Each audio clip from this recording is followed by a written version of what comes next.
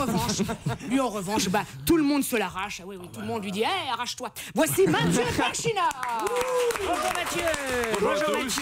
Bonjour Willy, bonjour les amis. Alors quoi? Alors aujourd'hui, bah, c'est férié.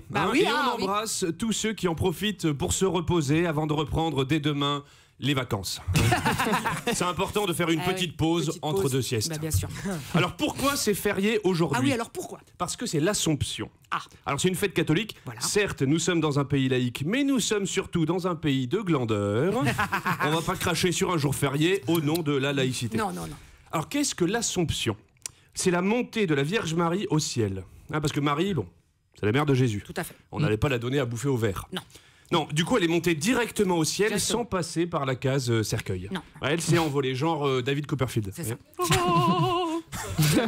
Bon, alors après, Marie, c'est pas n'importe qui. C'est la mère de Dieu le Père, Fils de Dieu. Oui. Voilà, c'est bizarre, il y a un petit soupçon de consanguinité. Non, mais là, c'est pas le Bon, propos. ce n'est pas le propos. Non. Ce qui intrigue vraiment chez Marie, c'est son accouchement.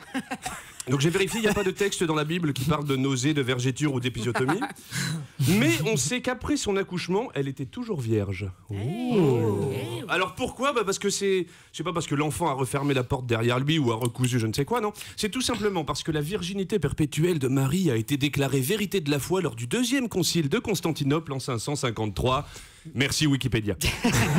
Et je me disais... Voilà, oui, non, ça veut dire qu'en fait, il y a une assemblée de vieux monsieur, tous puceaux parce qu'ils avaient fait vœu de chasteté, qui se sont réunis pour décider ensemble que Marie était vierge.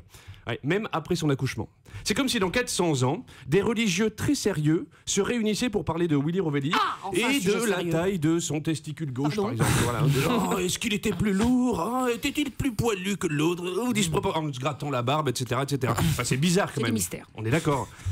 Et pourtant, c'est une espèce de manie chez les religieux de décider de la sexualité des gens. Moi, ça m'énerve. Alors, mes bien chers frères, mes bien chères sœurs, Dieu est amour. Alors aujourd'hui, faisons tous comme Marie, envoyons-nous en l'air. Amen, Mathieu, amen.